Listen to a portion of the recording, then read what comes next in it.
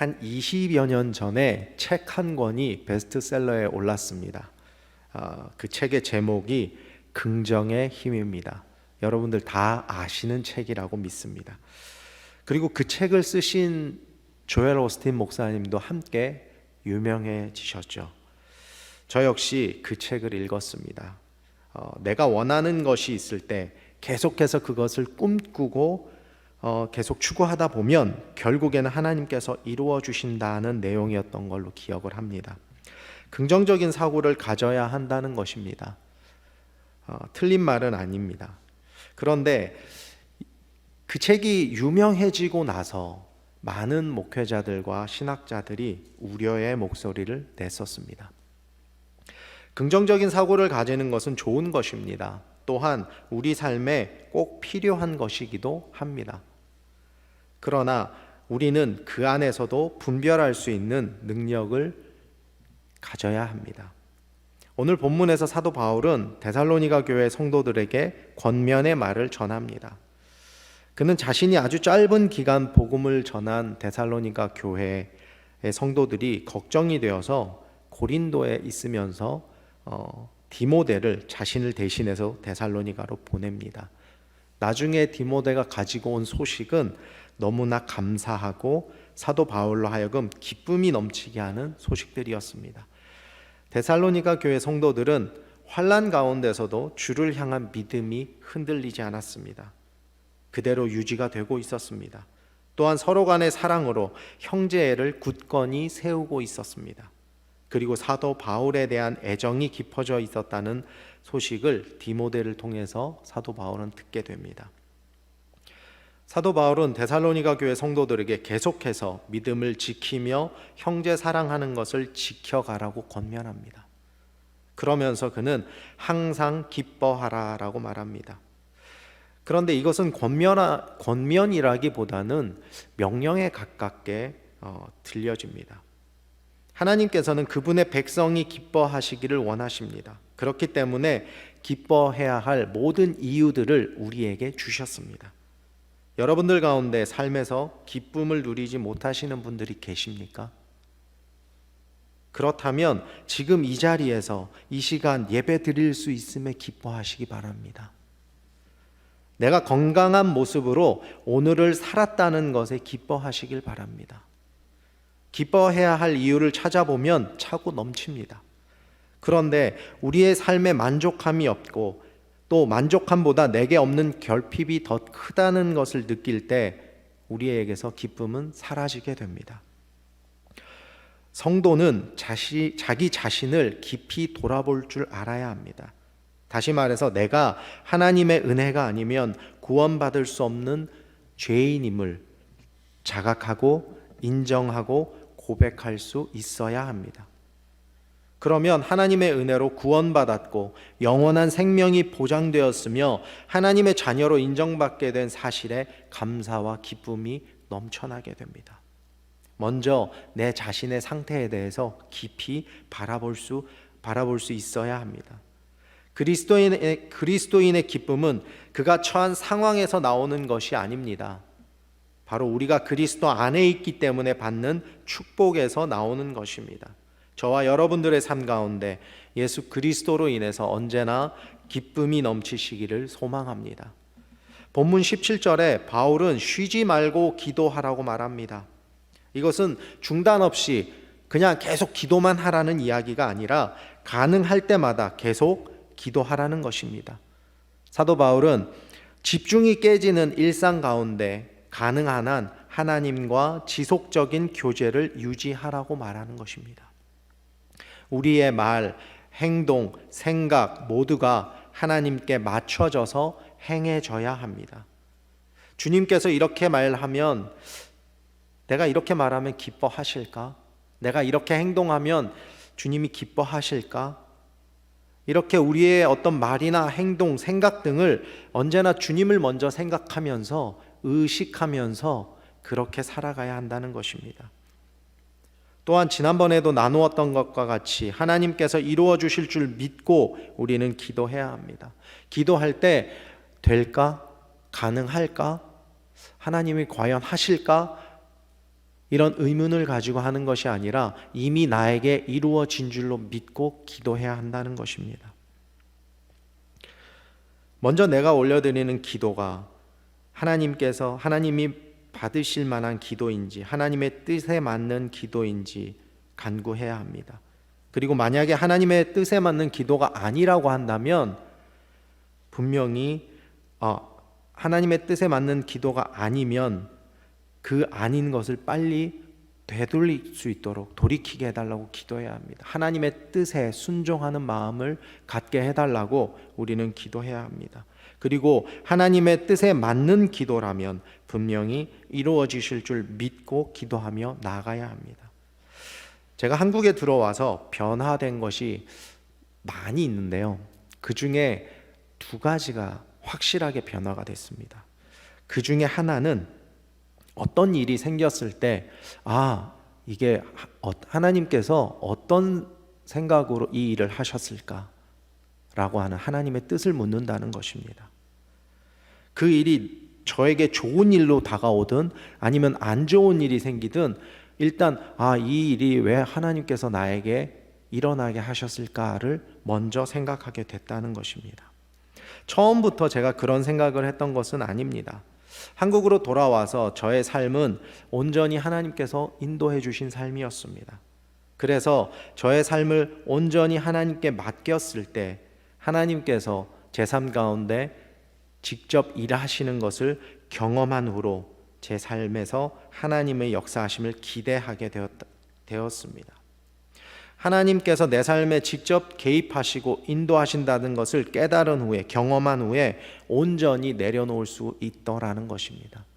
그 전에는 제 머리로, 제 경험으로 내 능력이 없지만 그래도 내 능력으로 뭔가를 해결해 보려고 했었던 적이 많았었습니다. 그런데 하나님께서 인도해 주시는 대로 그렇게 걸어가 보니 그 길이 맞더라는 겁니다. 그 이후로는 하나님께 먼저 물어보는 그런 믿음이 생겨나게 되었습니다. 언제나 주님 앞에서 기쁨과 기도가 끊이지 않는 우리 하늘누림 성도님들이 되시기를 우리 주님의 이름으로 축원합니다. 18절에 범사에 감사하라고 말합니다. 여기서 범사는 매 순간을 이야기합니다. 다시 말해서 어떤 상황에 있어도 감사해야 한다는 것입니다. 하나님께서는 우리 성도님들이 주님 주시는 은혜와 축복을 온전히 누릴 때 더 큰 은혜와 축복을 허락해 주신다는 것입니다. 그러기 위해서 우리가 지금 가지고 있는 것들에 먼저 만족할 줄 알아야 합니다. 그리고 아주 작은 것에도 감사하며 주신 것을 온전히 누려야 합니다. 그럴 때 하나님께서는 더 큰 것으로 우리에게 부어주십니다.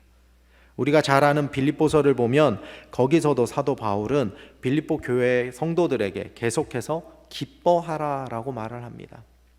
특히 4장 4절 이하에 계속해서 기뻐하고 감사함으로 기도하라고 명령합니다. 그런데 여러분들 아시다시피 빌립보서가 어디서 쓰여졌습니까? 사도 바울이 옥에 갇혀 있을 때 옥중에서 쓰여진 서신입니다. 그래서 우리는 빌립보서를 부를 때 옥중서신이라고도 부르죠.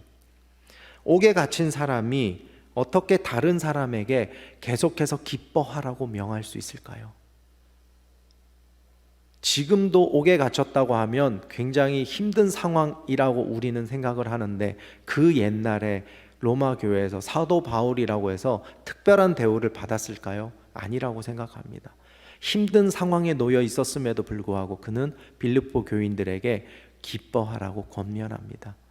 자신이 기뻐하라고 권면할 수 있었던 데는 스스로 감사와 기쁨이 넘쳤기 때문이라고 생각을 합니다. 바로 성령 하나님께서 함께 하시고 성령 충만한 상태에 있었기 때문에 빌립보 교인들에게 그렇게 기뻐하라고 권면할 수 있었던 것입니다.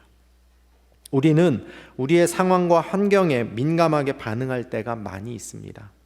지금보다 조금만 못한 환경 또는 상황에 놓이게 되면 우리 입에서는 불평과 원망이 쏟아져 나옵니다. 그러나 사도 바울은 범사에 감사하라고 가르칩니다. 어떤 상황에 놓여 있든지 우리는 언제나 주님께 감사하며 나아가야 합니다. 하나님의 뜻을 구하며 우리는 감사함으로 주님 앞에 나아가야 합니다. 제가 하늘누림교회 온 지 벌써 1년이 지났습니다. 엊그저께 부임한 것 같은데 벌써 1년이 지났더라고요. 시간이 너무나 빠르게 지나가는 것 같습니다. 제가 아까 한국에 와서 변한 것이 2가지가 있다고 했는데 그 중에 2번째가 바로 감사입니다. 저는 하나님을 믿고 하나님께서 제 삶의 주인이라고 고백은 하지만 진짜 제 삶에 하나님께 대한 감사는 부족했었습니다. 그런데 하나님께서 저와 저의 가족들을 한국으로 인도해 주시고 사역지를 열어주시는 과정을 보면서 하나님께 대한 감사가 터져 나오기 시작했습니다. 지금 이 시간도 마찬가지입니다. 제가 여러분들과 함께 말씀을 나눌 수 있다는 것이 저에게는 감사입니다. 사역을 할 수 있다는 것이 하나님께 얼마나 감사한 일인지 모릅니다. 또한 가족들이 떨어지지 않고 한 집에 지낼 수 있다라는 것에 또 감사입니다. 작은 것에서부터 감사가 터져 나오자 점점 저의 사역지가 넓어지는 그런 경험을 하게 됐습니다. 또한 제가 감당할 수 없을 것 같던 사역들을 감당하게 하시는 하나님을 만나게 되었습니다. 그리고 앞으로 제게 주어질 사역들에 대한 기대와 설레임이 생기게 되었습니다.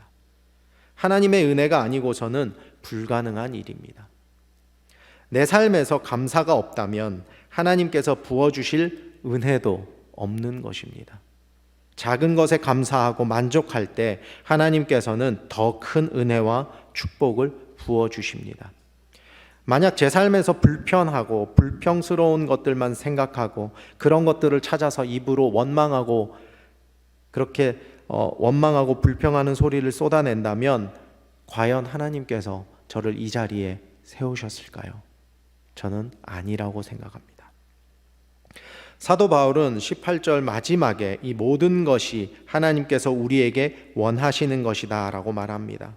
하나님께서 우리에게 원하시는 것은 바로 기쁨과 감사와 기도입니다. 하나님께서는 우리 모두가 기쁨이 넘치는 삶, 기도가 끊이지 않는 삶, 감사가 넘치는 삶을 원하십니다. 그런 삶을 사시기를 축원합니다. 서두에서 저는 조엘 오스틴 목사님이 쓴 긍정의 힘에 대해서 이야기했습니다. 사람들은 긍정적인 내용으로 가득 찬 이 책에 반응했습니다. 출판되고 얼마 안 돼서 베스트셀러가 됐고요. 정말 많은 사람들이 그 책을 읽었습니다. 심지어 목적이 이끄는 삶과 함께 청년부나 중고등부의 교재로 쓰이기도 했습니다. 그 정도로 많은 인기를 누렸던 책입니다. 또한 앞에서 언급했듯이 그 책을 쓰신 조엘 오스틴 목사님 역시도 유명해졌습니다. 그런데 그 책을 가만히 읽어보면 다 좋은 이야기가 있어요. 그 목사님께서 사역 초기에 아주 가난하게 사셨는데 큰 집에서 사시고 싶은 마음이 있었던 거예요. 그래서 일이 끝나면 아내와 저녁을 먹고 자기가 사는 동네 가운데 가장 큰 집들이 있는 이제 그런 싱글하우스 촌으로 산책을 나간다고 합니다. 그래서 그 동네를 돌면서 아내와 함께 우리도 언젠간 저런 집에서 살 수 있을 거야 라는 말을 나누었다라고 하는 이야기가 그 책에 실려 있어요. 그런 식의 내용들이 쭉 이어져 있는데 그 책에는 한 가지가 빠져 있습니다. 분명히 하나님 이야기를 하고 있습니다. 분명히 하나님의 은혜에 대해서 이야기를 하고 축복에 대해서 이야기를 하는데 예수 그리스도와 십자가는 없었습니다. 일부 목사님들은 조엘 오스틴 목사님이 지나친 번영신학을 이야기한다며 우려를 표했습니다. 그리스도의 십자가, 예수님의 보혈이 없이 우리에게 구원이나 평강, 평안은 없는 것입니다. 예수 믿으면 다 잘 된다. 예수 믿으면 잘 살고 꽃길만 걸을 것이다 라고 성경은 그 어디에도 이야기하지 않습니다. 오히려 예수를 믿고 따르면 힘들어지고 고난을 겪을 것이며 핍박받을 것이라고 말을 합니다. 우리가 잘 아는 마태복음 5장 11절 12절을 한번 보시겠습니다. 나로 말미암아 너희를 욕하고 박해하고 거짓으로 너희를 거슬러 모든 악한 말을 할 때에는 너희에게 복이 있나니 기뻐하고 즐거워하라. 하늘에서 너희의 상이 큼이라. 너희 전에 있던 선지자들도 이같이 박해하였느니라. 예수님께서는 산상수훈을 통해서 분명히 말씀하셨습니다. 예수님의 이름으로 인해서 욕 듣고 박해받고 모든 악한 말을 듣게 될 것이라고. 그럼에도 우리는 예수 그리스도를 믿고 그분의 보혈로 인해서 우리가 구원받았음에 감사합니다. 죄의 자리에서 구원의 자리로 옮겨졌음에 우리는 감사합니다. 긍정적으로 생각하는 것은 나쁜 것은 아닙니다. 그러나 적어도 우리 그리스도인들은 우리의 삶에 예수 그리스도가 자리 잡고 있어야 합니다. 우리 안에 예수 그리스도의 십자가 보혈이 있어야 합니다. 인간적으로 볼 때, 인간적인 눈으로 볼 때 힘들고 고난과 핍박이 우리를 둘러쌀지라도 우리는 예수 그리스도 안에서 자유하고 예수 그리스도 안에서 기쁨과 감사로 주시는 은혜와 축복을 누려야 합니다. 우리가 이 세상을 살아가면서 아무리 명예와 성공과 부를 지니게 된다고 할지라도 우리의 삶에서 예수 그리스도가 없다면 다 헛된 것일 뿐임을 분명히 알아야 합니다. 주님 안에서 주님이 주시는 은혜로 말미암아 기쁨이 넘쳐야 합니다. 주님 안에서 주님이 주시는 축복을 누림으로 감사가 넘쳐야 합니다. 그렇게 주님 안에서 주님과 깊은 교제가 일어나야 합니다. 우리 인생은 주님이 없으면 아무것도 아님을 우리는 인정하고 고백해야 합니다. 사랑하는 하늘누림교회 성도 여러분, 우리 모두 범사에 감사가 넘치는 삶을 살기를 소망합니다. 또한 그 삶을 누리시기를 소망합니다. 어떤 경우에도 우리 입에서 감사가 넘치기를 간절히 소망합니다. 우리 눈에 보이는 우리의 모양은 불만족스러울 수도 있습니다. 만족한 것보다 불편하고 필요한 것들이 더 많을 수도 있습니다. 아니요, 더 많습니다. 그럼에도 아버지께 감사함으로 나아갈 때 우리 주님께서 더 좋고 더 많은 것으로 채워주시고 쏟아주실 줄로 믿습니다. 범사에 감사하라는 말은 매 순간 감사하라는 것입니다. 감사가 넘치는 우리 공동체가 되기를 소망합니다. 주님과 매 순간 교제하고 사귐으로 성령 충만, 은혜 충만한 삶을 살아가시기를 소망합니다. 그로 인해서 기쁨이 넘치고 감사가 넘치는 우리 하늘누림교회가 되기를 간절히 소망합니다. 오늘 다른 거 다 기억 못하셔도 괜찮아요. 다른 거 다 기억 못하셔도 이거 하나만은 기억하시기를 원합니다. 작은 것에 감사할 때 하나님께서는 더 큰 것을 허락해 주시고 더 큰 은혜와 축복을 쏟아 주십니다. 우리 주님께서 내려주시는 크신 은혜와 축복을 받아서 누리시는 저와 여러분들이 되시기를 우리 주님의 이름으로 축원합니다.